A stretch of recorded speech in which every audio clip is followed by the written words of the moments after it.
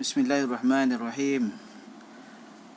Alhamdulillahirabbil alamin wassalatu wassalamu ala asyrafil anbiya'i wal mursalin wa ala alihi washabbihi ajma'in. Rabbi shrah li sadri wa yassir li amri wahlul 'uqdatam min lisani yafqahu qawli.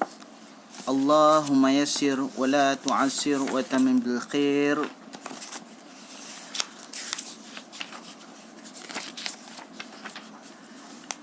Bismillahirrahmanirrahim.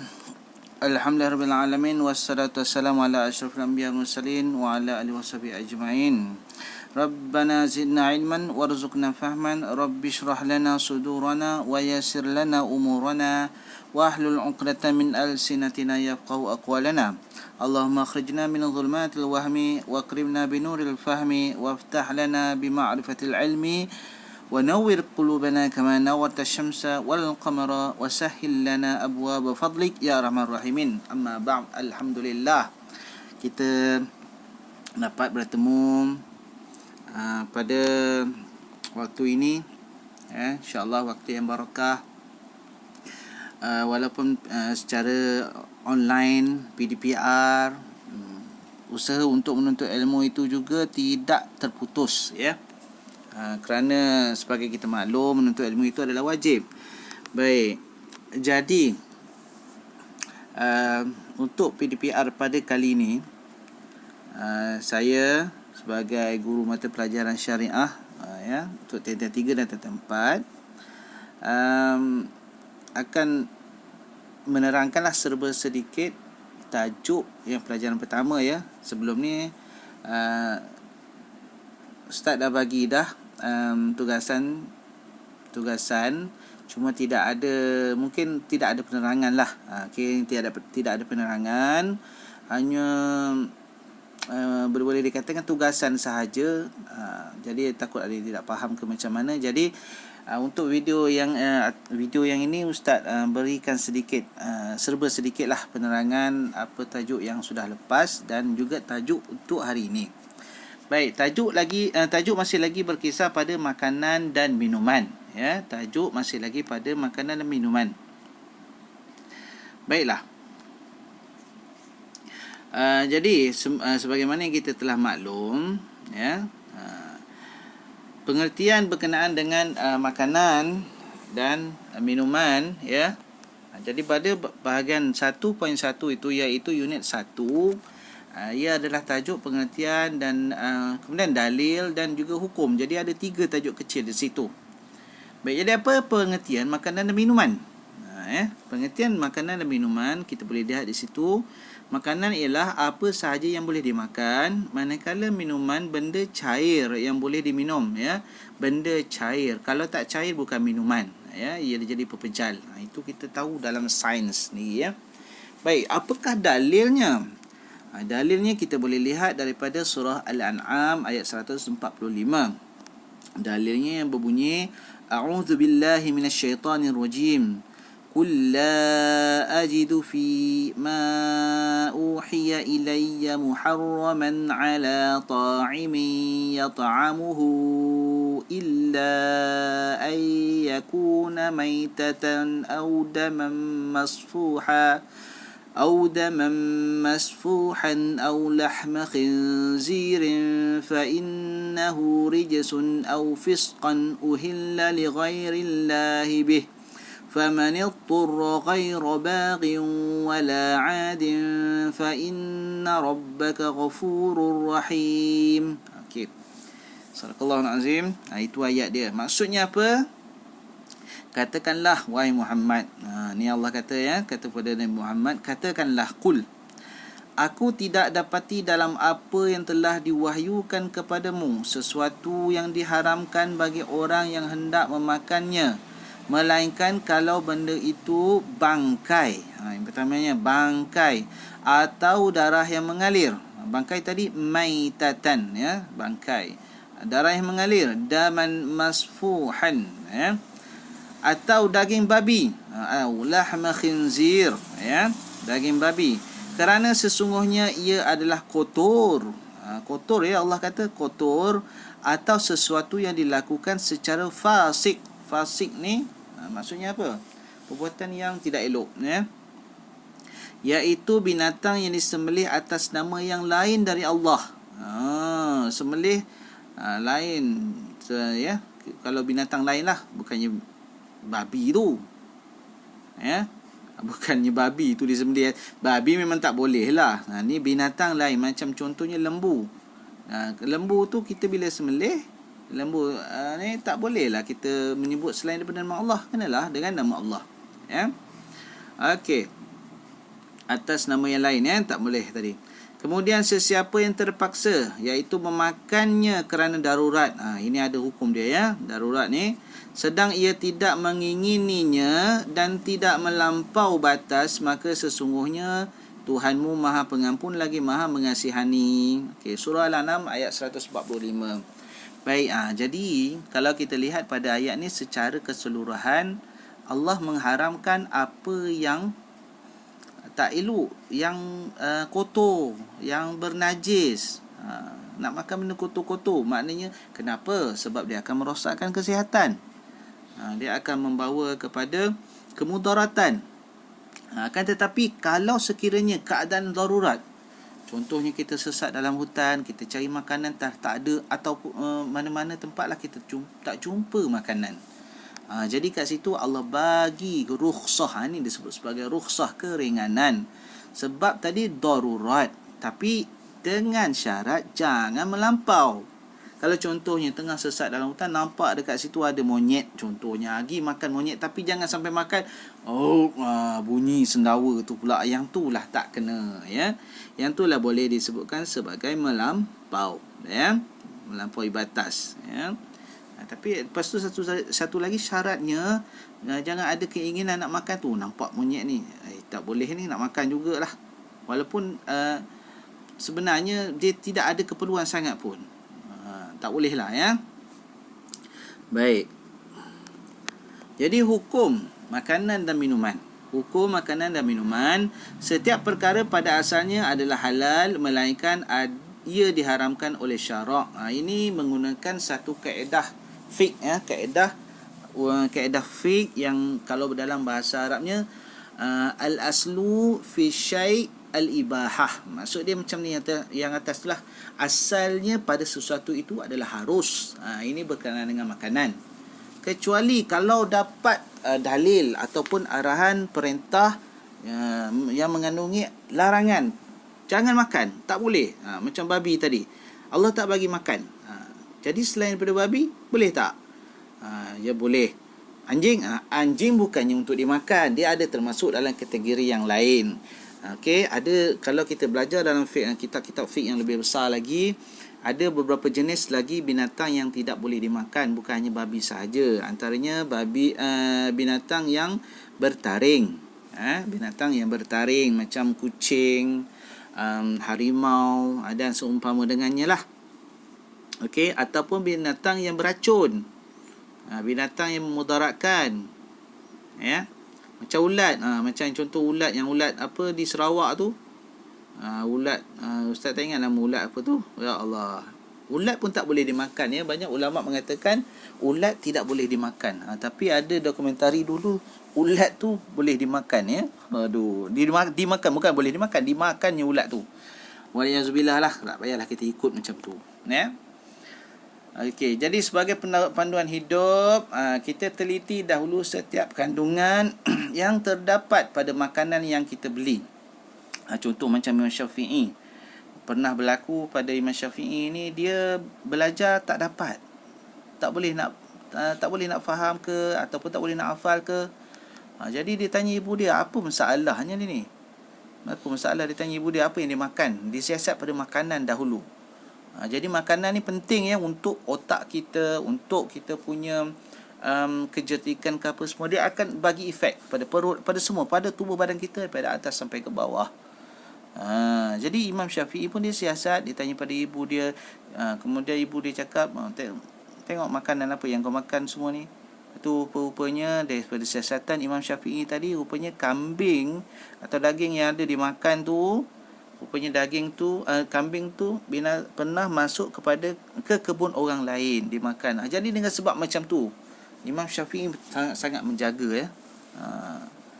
Tapi macam kita ni, tak adalah sampai jaga macam tu kan. Kalau pula beli tepi jalan, nak siasat ni beli mana bang, dekat mana dapat ni, kita siasat macam tu kan. Tu tidak adalah kepaduan kita macam tu. Tapi untuk mencari yang halal itu adalah fardu. Baik.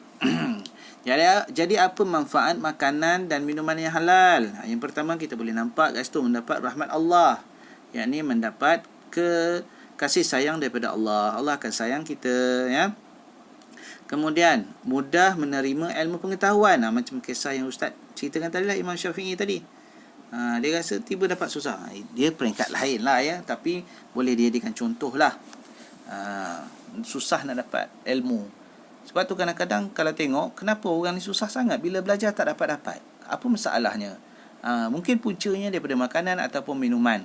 Bukannya dia yang makan kat kedai tu haram ke macam mana. Kadang-kadang sumber untuk makanan dan minuman tu kita sendiri kena pastikanlah halal. Macam tu. Kena pastikan halal. Jadi kamu sebagai anak-anak, kalau nampak contohnya lah, ada berlaku kisah-kisah ke apa macam yang ada kita tengok dalam TV, bapaknya makan rasuah, bagi pula hasil rasuah tu dekat anak isteri. Yang itulah antara masalah. Kenapa susah nak belajar, anak jadi susah belajar. Orang kata benak lah, gitu. Baik, kemudian manfaatnya sihat jasmani, rohani dan akal. 3 ni, jasmani. Bukan Ustaz jasmani, ya. Ni adalah jasmani, tubuh badan kita. Kemudian rohani, dalaman kita atau spirit, dan juga akal kita. InsyaAllah akan memberikan kesihatan. Ya. Bak kata pepatah Arab, al-aqlus salim fil jismis salim, ya. Akal yang sihat, akal yang sejahtera itu di dalam tubuh badan yang sihat. Jadi bukan sihat kat situ maksud dia, ataupun akal yang cerdas di dalam tubuh yang cergas. Ada macam tu kan. Tapi bukan setakat kata tubuh cergas ni kata berpandukan kepada hanya semata-mata senaman contohnya. Tak, pemakanan juga mempengaruhi. Baik, kemanfaat makanan seterusnya dan minumannya yang halal, membentuk akhlak dan tingkah laku yang baik. Jadi kalau orang yang makan yang halal, insya-Allah dia akan memberikan kesan dan membentuk akhlak yang baik.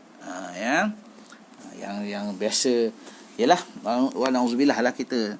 Jadi macam apa, makan yang haram semua ni, ya. Tapi adakah semestinya orang yang diberikan ataupun anak yang diberikan makanan haram semua dia akan membentuk akhlak yang buruk? Boleh jadi ya, boleh jadi tidak. Itu semua juga bergantung kepada kehendak Allah, ya. Itu semua dengan kehendak Allah juga. Baik. Seterusnya, ini muka surat 4 ni, apakah makanan dan minuman yang diharamkan? Ini dia. Yang pertama kita tengok tadi, kita tengok ya gambar belalang tu, segala jenis serangga kecuali yang dihalalkan seperti belalang. Belalang pun bukan semua belalang, ya. Yang belasah pula semua belalang boleh tak? Belalang kunyit contohnya. Jangan main belasah. Ini belalang nampak macam ada yang masuk dalam rumah tu kadang-kadang warna hijau. Ni belalang ni belasah pergi makan dia. Tapi kamu cekak ke nak makan belalang, nanti pulanglah, ya. Kemudian semua perkara yang dihukumkan najis seperti anjing, babi dan darah. Tadi Ustaz kata dengan sebab dengan sebab dengan sebab bertaring, ya. Pun salah satu, dan juga bernajis, termasuk jugalah tu. Jadi macam anjing ni dengan 2 sebab, ya. Dengan 2 sebab. Baik, kemudian haiwan yang halal dimakan tetapi tidak disembelih atau disembelih dengan nama selain Allah. Tu macam yang tadilah Ustaz cerita, lembu tapi disembelih dengan nama berhala, contohnya kambing disembelih bukan dengan nama Allah, dengan nama selain daripada yang Allah lah. Ya, bukan makna dengan nama Allah yang lain, tak, dengan nama yang bukan Allah punya. Contohnya aku sembelih kambing ni dengan atas nama Lat. Contohlah, Lat ni siapa? Tuhan ataupun sembahan Quraisy dahulu, ya. Baik, kemudian yang seterusnya adalah perkara yang memudaratkan kesihatan dan memabukkan seperti arak dan dadah. Yang ni pun haram, ya. Haram juga. Arak dan dadah. Kita maklum sajalah. Tengok macam mana kes yang berlaku dekat Malaysia. Kenapa diharamkan arak? Tengoklah. Tapi Malaysia tak haramkan sepenuhnya arak lagi, ya. Tapi umat Islam memang diharamkan. Tapi ada juga orang yang degil tak kerti bahasa ni nak macam mana. Dan macam yang kes berlaku pula, kes langgar sebab arak ni, minum arak lepas tu bawa kereta, tu pun tak cerdik juga tu. Baik, kemudian binatang buas terutama yang memiliki taring dan kuku yang tajam yang digunakan untuk membunuh mangsa seperti singa dan helang. Ini binatang buas. Ya. Boleh kategori juga kalau binatang yang tak buas, macam contoh anjing tadi atau kucing tadi, dia tak buas. Tapi kenapa tak boleh? Sebab dia ada taring dan juga ada kuku. Okey, jadi tak bolehlah semua ni. Semua 5 jenis ni tak boleh. Jangan dibuat hal kecuali ada daruratnya. Macam yang kita dah baca tadi dalam surah tadi. Baik, kita tengok pada yang seterusnya, muka surat 5, 1.4. Hikmah diharamkan sebahagian makanan dan minuman. Jadi yang pertamanya kita boleh lihat makanan yang haram. Apa hikmahnya? Makanan yang haram kebiasaannya akan menyebabkan kemudaratan kepada tubuh badan dan menyebabkan penyakit. Tadi kita dah maklum dah ya, Ustaz dah ada sebut tadi. Benda-benda yang haram ni memang akan membawa mudarat. Kalau makan rasuah, ia membawa mudarat. Okey. Ada Ustaz, ada orang tu dia makan minyak grease tu, minyak hitam. Terpulanglah dia. Ada orang makan kaca, terpulanglah dia. Kalau dia tak mudarat nak macam mana? Itu handal sangat orang tu, terpulanglah. Tapi secara amnya ianya adalah tidak bagus ya. Orang tu bolehlah, kita boleh ke? Itu persoalan dia. Baik, kemudian hikmah diharamkannya, makanan merupakan sumber tenaga dan pertumbuhan tubuh badan. Jika seseorang mengambil makanan yang haram, ia akan menghalang pembentukan jasmani dan rohani seorang Islam yang baik. Itu dia. Ya. Itu hikmah dia. Baik, kemudian hikmah seterusnya yang ketiga, membezakan antara orang beriman dan tidak beriman kepada perintah Allah. Lihat. Ini nak beza, nak tapis. Siapa yang beriman pada perintah Allah, dia akan ikut. Dia tak akan makan benda-benda yang haram. Tak kira lah benda-benda apa pun. Ya. Dia akan ikut perintah Allah. Tapi orang yang suka melanggar ni, dia tak ikutlah. Jadi dia tapislah kat situ. Ya, orang yang beriman dengan orang yang tidak beriman. Tapi bukan bermaksud beriman ni terkeluar daripada Islam terus. Tak, jangan kita hukum gitu. Bila kata tak beriman ni, maksudnya dia langgar tu, apakah kadar ataupun dia punya kefahaman di masa tu, dia melanggar tu. Kalau dia kata melanggar tu dengan tidak menafikan hukumnya, itu tidak terkeluar lagi daripada keimanan ataupun disebut sebagai kafir lah. Kalau dia kata contohnya dia minum arak tapi dia tahu arak tu haram, cuma dia tak ada memperlekehkan hukum haramnya tadi tu, itu tidak masalah. Yang jadi masalah dan menyebabkan boleh tergelincir akidah ya, bila mana mempertikaikan hukum haram kepada terhadap arak tu tadi. Contoh yang dia kata dia minum arak, bila kau dah lah berhentilah arak. Apa haram kau peduli apa? Contoh macam tu. Mana ada haram, tak ada haram lah. Semua tu tipu je kau ni.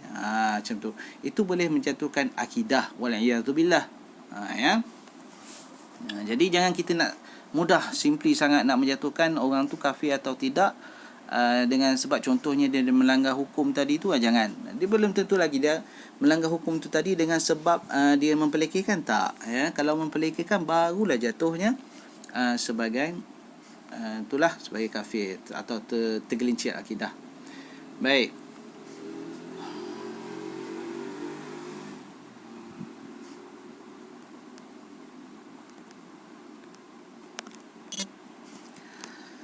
Kemudian penghayatan ilmu lah, kita kena jagalah makanan seharian kita ya.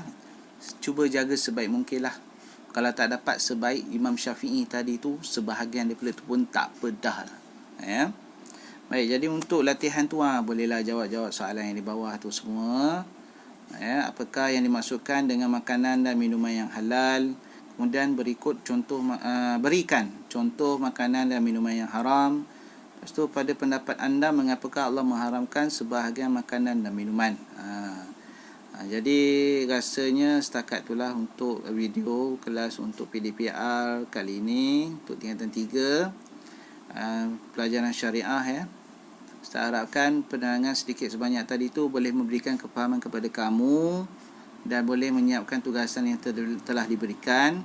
Jadi Ustaz ucapkan wabillahi taufiq wa hidayah. Wassalamualaikum warahmatullahi wabarakatuh. Kita tutup majlis kita dengan tasbih kafarah dan surah Al-Asr. Bismillahirrahmanirrahim. Wal 'asr innal insana lafi khusr illa alladhina amanu wa 'amilus salihati wa tawassaw bil haqq wa tawassaw bis sabr. Subhanakallahumma wa bihamdika asyhadu an la ilaha illa anta astaghfiruka wa atubu ilaik.